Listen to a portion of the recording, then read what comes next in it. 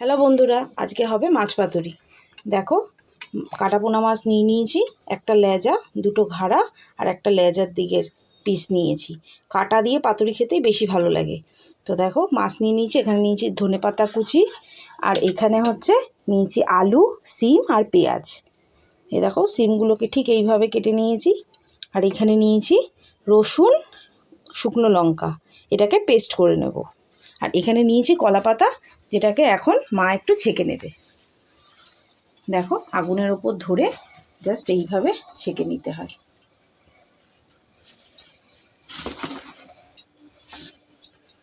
ছেঁকে নিলে পাতাটা একটু নরম হয়ে যায়, তাহলে মুড়তে খুব সুবিধা হয়। তো দেখো, মা এখন সব কিছু মেখে নেবে একসাথে। মাছ, আলু, সিম, পেঁয়াজ, ধনেপাতা পেস্ট করে দেখো মা এবার মেখে নেবে। এখানে হলুদ দিয়েছে, নুন দিচ্ছে, এবার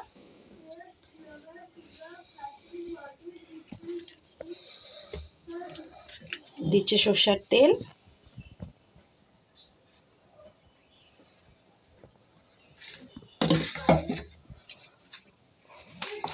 দিচ্ছে একটুখানি মিষ্টি, স্বাদ বাড়াবার জন্য একটুখানি মিষ্টি দিচ্ছে।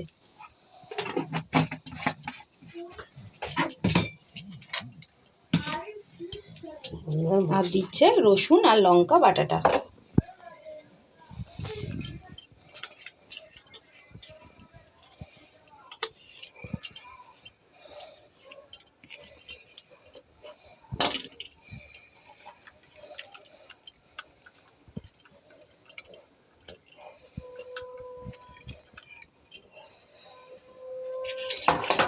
এবার মেখে দিচ্ছি, বলো।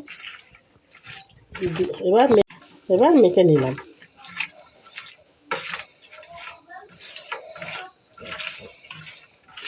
একটু তেল লাগবে, একটুখানি তো দেখো আর একটু তেল লাগবে, তাই একটু তেল দিয়ে নিলাম। এটা কিন্তু কাঁচা মাছ, কোনো ভাজা নেই। একটু হলুদ দেবো একটু।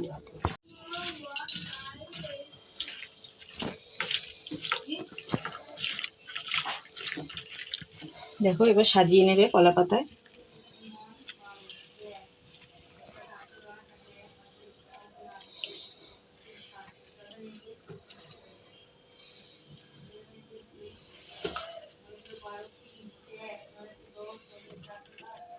এবার মাছ দিচ্ছি। প্রথমে আলু দিয়েছে, তার উপর দিয়ে মাছগুলো দিচ্ছে, মাছগুলো দিয়ে তার উপর দিয়ে আবার আলু দিয়ে দিচ্ছে। দিচ্ছি। অ্যাকচুয়ালি পাতুরি করতে গেলে বড় বড় পাতার দরকার হয়, তাতে মুড়তে সুবিধা হয়, আর যে জলটা বেরোয় সেটা বেরিয়ে যায় না। কিন্তু ছোট ছোট পাতা হলে কি জলটা বেরিয়ে যাওয়ার সম্ভাবনা থাকে। তো এখন আর বড় পাতা সেইভাবে পাওয়া যায় না, সবই ছেঁড়া। দেখো, এখানেও ছেঁড়া, তাই মা দুটো জয়েন করে পাতাটাকে দিয়েছে।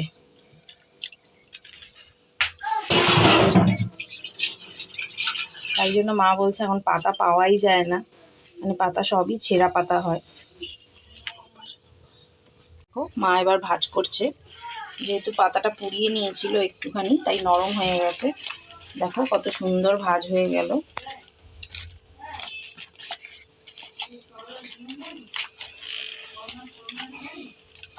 দেখো, সুন্দর ভাঁজ হয়ে গেছে পাতাটা। এবার যে কলা পাতার থেকে যে সুতোটা বার করে নিয়েছে, সেটা দিয়েই বেঁধে নেবে মা।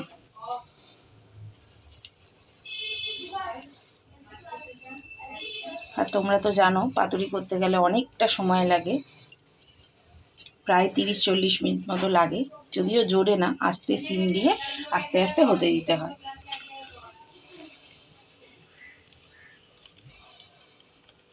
তোমরা ডাল পাতুরিতে আগেই দেখেছো যে কতটা সময় লেগেছে, মাছে তার থেকে একটু বেশি সময় লাগে। দেখো, এবার বসিয়ে দিল প্যানে। এবার এটা আস্তে আস্তে হতে দিতে হবে। যখন এক পিঠ পুরো পুড়ে যাবে, তখন আবার আরেক পিঠ উল্টে দিতে হবে। এইভাবে করে করে 40 মিনিট মতো একে হতে দিতে হবে। দেখো, এক পাশটা হয়ে গেছে। তো দেখো, এখনো জল বেরোচ্ছে, তার এক পাশটা উল্টে দেওয়া হয়েছে। দেখো এরকম একটু পুড়ে পুড়ে এসছে। আবার 20 মিনিট হয়ে গেছে এটা দেওয়া হয়েছে, তো উল্টে দেওয়া হলো এবার। তো এবার আবার উল্টে দেবো, আবার 20 মিনিট পর যখন ওই পাশটা হয়ে যাবে। এখনও দেখো জল বেরোচ্ছে, দেখো পাশ দিয়ে তোমরা হয়তো দেখতে পাচ্ছ এখান দিয়ে জল বেরোচ্ছে। যতক্ষণ না জলটা শুকাবে ততক্ষণ অবধি ওটা হতে দেবো। ওই জন্য বড় পাতা হলে এই জল বেরোনোর সম্ভাবনাটা থাকে না, যেহেতু দুটো ছোট পাতা তাই পাশ থেকে জল বেরোচ্ছে। দেখো এবার জলটা শুকিয়ে গেছে, এবার উল্টে দেবো। আমি একটা খুন্তি নিয়ে নিয়েছি, নিয়ে খুন্তি দিয়ে আস্তে করে উল্টে দেবো। দেখো আবার জল বেরোচ্ছে উল্টে দেওয়াতে। এবার এদিকটা আবার একটু হতে দেবো। দেখো এখানটা পাতাটা ছিঁড়ে গেছে বলে এখান থেকেই জলটা বেরোচ্ছে। দিয়ে আবার 10 মিনিট মতো হতে দেবো। দেখো এটা এবার হয়ে গেছে, এবার নামিয়ে রেখে দেবো। এবার মা খুলছে পাতাটা।